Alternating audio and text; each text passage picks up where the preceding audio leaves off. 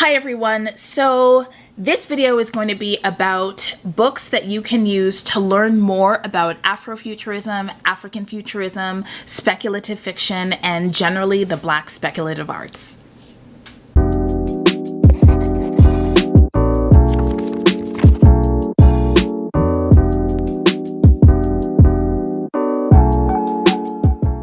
Hi everyone, I'm Njeri. Welcome back to ONYX Pages. So I wanted to share with you a few books that I have in my collection, 10 to be exact, so I guess a little bit more than a few, that I have purchased because I want to learn more about Black science fiction and fantasy, and in particular, more about Afrofuturism, Black science fiction, and Black speculative arts. So I'm gonna just share with you these books. Only a few of them have I read. I am hoping that in 2021 I will read more of them, but I wanted to just put them in front of you in case you too were interested in reading more nonfiction about fiction. So the first is Afrofuturism, written by Ytasha Womack, The World of Black Sci-Fi and Fantasy Culture.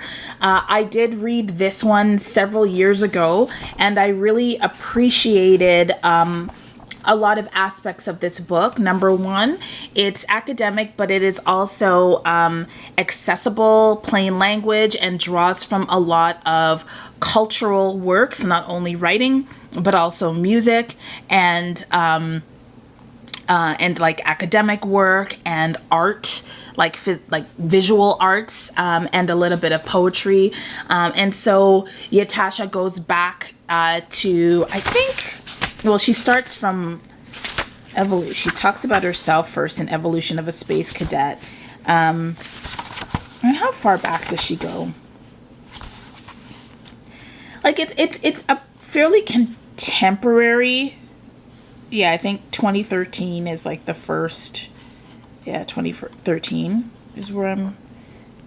2000, 1990s. So her first chapter, called Evolution of a Space Cadet, is where she talks about how she first found out about Afrofuturism, and she references Alondra Nelson, who launched an AOL, America Online listserv that was dedicated to like the exploration of technology, space, and culture by African peoples. And so yeah, like it's kind of like near past, not super in the past. But I remember this being an important first read for me to delve into Afrofuturism without it being like super technical in its language and super like inaccessibly academic. So that's Afrofuturism by Ytasha Womack. The next book is Afrofuturism 2.0, and this was edited by Ronaldo Anderson and Charles Jones. And Dr. Anderson is a he's like Ytasha Womack, so he is extremely knowledgeable on Afrofuturism. This is his academic work. And this collection is a collection of a number of academics who have written about the evolution of Afrofuturism, and also particular content creators. So some of the chapters include, well, the parts include things like quantum visions of futuristic blackness, planetary vibes, digital ciphers and hip-hop sonic remix, forecasting dark bodies, Africology, and the narrative imagination. So topics are the Black church in postmodernity, rewriting the narrative, communicology and the speculative discourse of Afrofuturism, Africana woman's science fiction and narrative medicine. To be African is to merge technology and magic, an interview with Nnedi Okorafor. The Real Ghosts in the Machine, Afrofuturism and the Haunting of Racial Space. So there's stuff on Janelle Monáe, Alien Nation, Tupac Shakur and time travel. There's I think there's a reference to Octavia Butler as well. I don't see why there would be a collection without a reference to her. So this is an academic work, a lot of really interesting, like, cultural criticism. I can't say more than that because I have not read it. And I've honestly been, I won't say intimidated, but I feel like I spent a lot of time reading academic works. I have 3 degrees and I just sometimes just want to, like, not read academic writing. But this is a required text in my view if you're interested in learning about Afrofuturism and want to be able to pick up on its themes and discuss it. I'm going to skip to some older works that are in a similar vein. That I think, before I get into some of the stuff that's more recent. So this is Black Quantum Futurism, Space-Time Collapse 1, From the Congo to the Carolinas. And this is also it's a collection of Black experimental writing, but it also includes some work on quantum futurism. I haven't read this. So quantum futurism and, like, time space continua. And I feel like this is a kind of work that would help me identify certain, like, plot points to understand, like, what body of knowledge is this particular story drawing from. Oh, how is the time travel in Kindred similar to the time travel in another story? Like, what is it? Past Midnight, Zeta Elliott's time travel book, right? So, like, how do they compare? And then how is this particular iteration of time travel related to quantum futurism, right? So, this might actually be one that I start. This one is only 100 pages, so I might actually start this first just to get back into it. The next one is a very important collection. This was published in 2002. This is a special edition of a journal. I think it was out of Penn State. I'll find out in a second. So this is a journal called Social Text.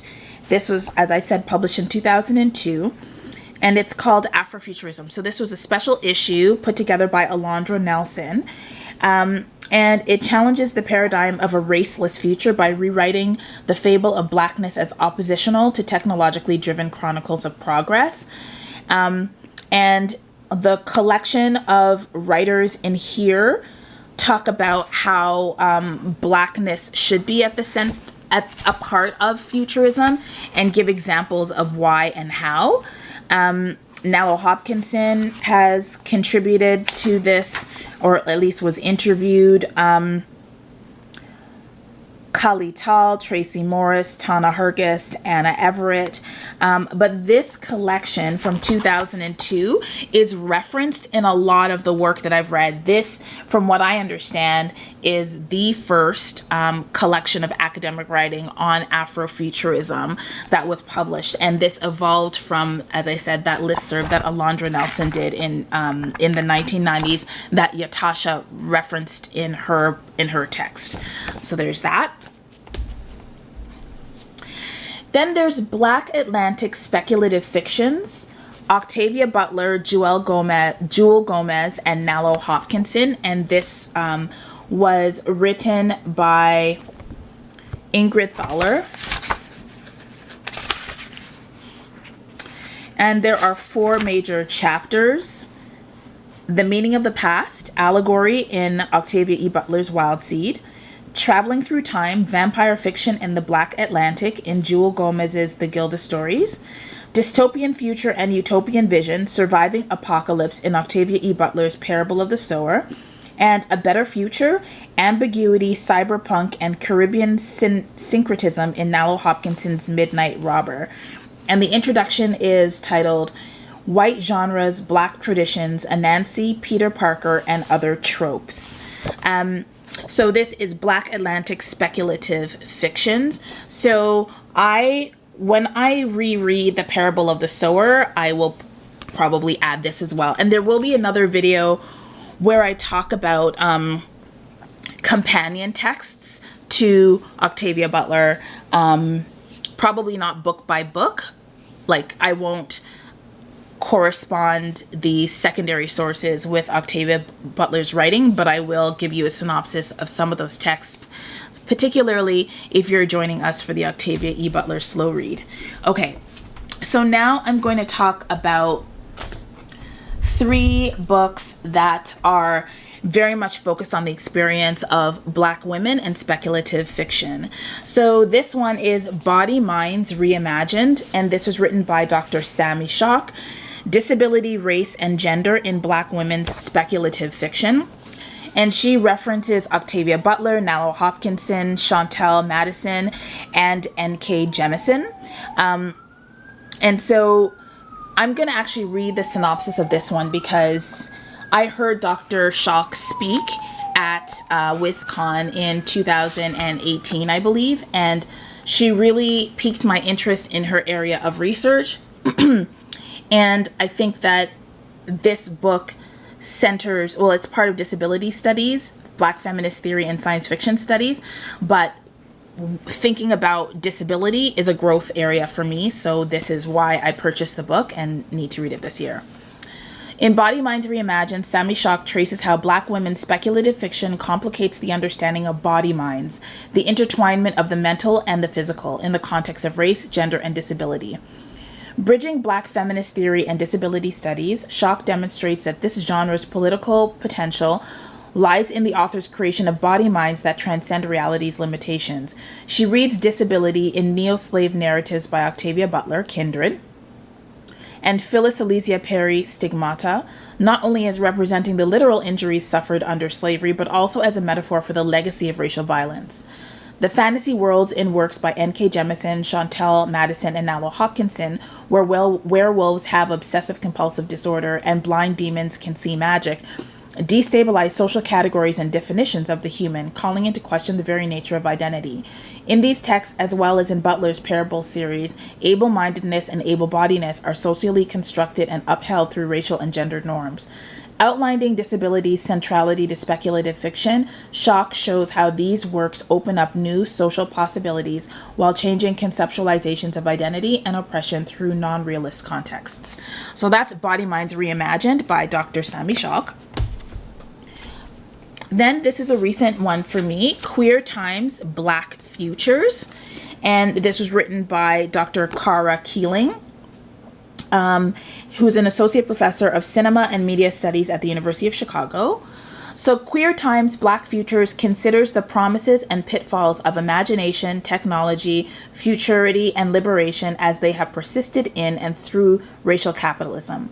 Cara Keeling explores how the speculative fictions of cinema, music, and literature that center Black existence provide scenarios wherein we might imagine alternative worlds, queer and otherwise.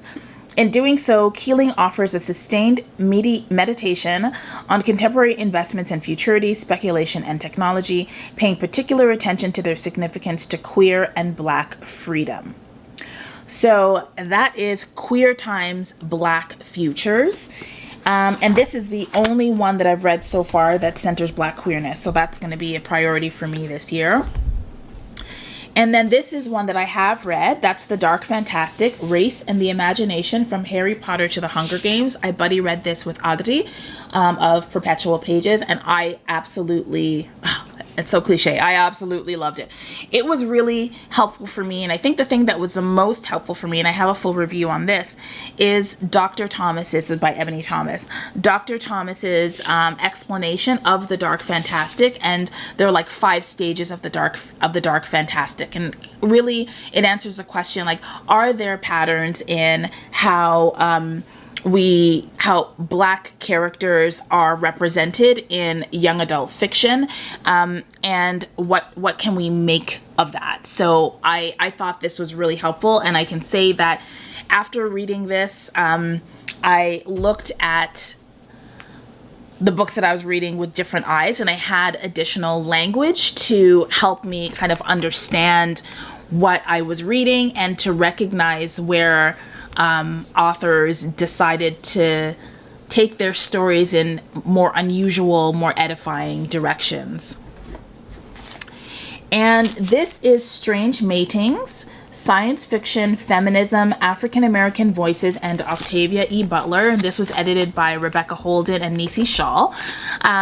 And so I have read this one, and this is it's a collection of essays and creative nonfiction written about Octavia E. Butler's work, interrogating and engaging with her work. And I found this extremely helpful because it helped me re-enter into Octavia E. Butler's imagination in a way that advanced my reading from the first time that I read her work.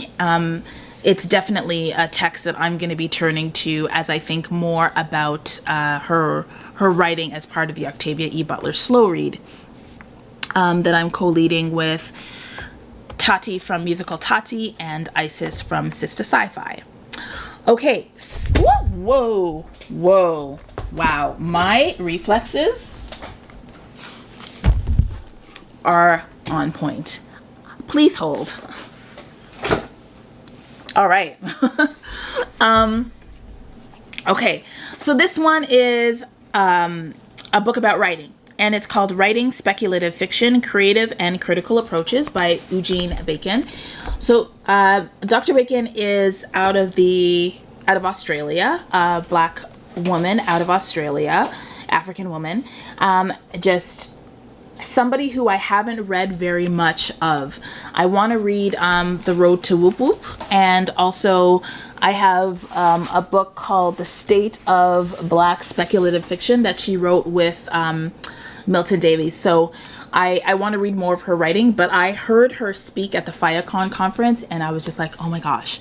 I mean, low-key first it was like, wow, what a beautiful voice, and oh, what a beautiful mind, and I need to read what she writes because her thoughts are incredible. So I picked up this book because I figured that by reading books about writing, it will help me with my own writing dreams and hopes, but also it would help me think about speculative fiction from the perspective of a Black woman. She doesn't specifically gear this towards Black people, but what she does that other books do not do is that she centers, she ensures that Black writers who have contributed to the genre, like Octavia Butler, are central in the analysis. So here she says, through the analysis of writers such as Stephen King, Ray Bradbury, Ursula Le Guin, and Octavia Butler, Dr. Bacon scrutinizes the characteristics of speculative fiction, considers the potential of writing cross-genre, and covers the challenge of targeting young adults. So this is a book that explores subgenres of fantasy, science fiction, horror, and dystopia, and it explores writing speculative fiction as a creative practice and why that's important, how it ought to be done, and what unique features of this set of genres, what the unique features are. There are writing exercises in here, and so on, and I think I'm going to be working through this book with a friend of mine, so I'm looking forward to that. And then the last two books are books that are more graphic in nature. So the first one is Black Kirby.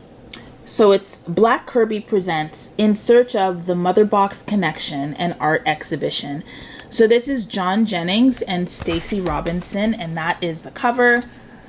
And it's described as a collaborative entity that is the creative doppelganger of arts designers John Jennings and Stacy Robinson. The manifestation of this avatar is an exhibition and catalog of primarily visual artworks on paper that celebrate the groundbreaking work of legendary comics creator Jack Kirby regarding his contributions to the pop culture landscape and his development of some of the conventions of the comic media. And this looks at the commonalities between Black comic creators and Jewish comic creators and how they both utilize comics as a space of resistance. And it also appropriates Jack Kirby's forms and revolutionary ideas and combine them with themes of Afrofuturism, social justice, Black history, and so magical realism and so on. So I'm just gonna just do a little, this is what you can kind of like expect, right? So lots and lots of visuals here. Like, this will be an absolute pleasure to read. And then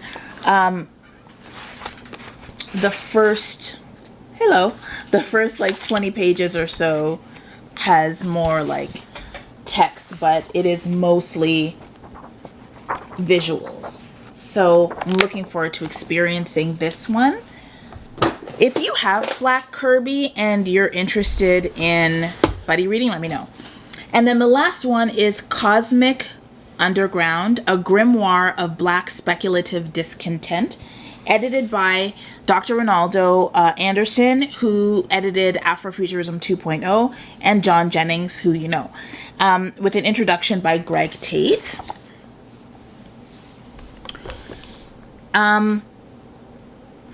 This book showcases illustrations, graphic design, literature, posters, and mixed media, digital and analog artworks, along with insightful analysis by brilliant scholars and amazingly talented creatives. It gives a bunch of ideas, images, and esoteric observations, and it's a richly informed interrogation of Blackness beyond the mundane, and static social constructions of race. So it's been blurbed by a bunch of people, including Natasha Womack. And this is supposed to help us be able to understand and interpret like Afrofuturism, magical realism, astro-blackness, ethno-gothic, sword and soul, and Afro-surreal. So different subgenres within Afrofuturism, which I should learn more about. So again, this is sort of what you're gonna get. So there's text, there's visual text as well. So that's really cool. And actually, I lied, there's one more. This is the last one. And this is Black Comics Returns. So I started reading this as well, but didn't finish it. This is John Jennings and Damien Duffy, and this is a really hard to like hold up, but again, kind of like an encyclopedia of Black comic images and concepts and ideas and artists, right? And it's organized by artists. So this is Jason Reeves. So there's a little blurb about, it's like an encyclopedia, a little blurb about Jason Reeves, and then examples of Jason's work.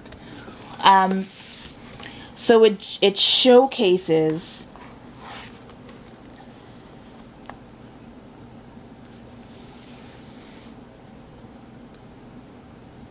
important aspects of African American comics culture written by some of the most important voices in the industry. Okay, so those are some texts that I have in my collection that I will be reading and looking into in order to increase my knowledge about Black science fiction and fantasy, and to help me properly review and maybe write work that I can share on this channel. I hope that you found this really interesting. This was more of a kind of like recommendations, look at my collection, nonfiction, kind of let's study, let's nerd out a bit about the genre kind of video. So if you liked this, then why not include an emoji that is, like, what do you think? I was thinking it's more educational. Stack of books? A stack of books. Yeah, a stack of books, any kind of studying paraphernalia. So like pens and pencils and note paper and anything that reminds you of studying. And if you've watched this all the way to the end, I would like to shout out Samade Say So. And I really enjoy her channel because she talks about coffee table books. So, and I believe that some of the books that I've talked about today, particularly graphic ones, she might have already reviewed on her channel. So go take a look at what she produces, and I will see you in my next video. Bye. Oh, remember to read with purpose, right? And this was an example of how you can do so. See ya.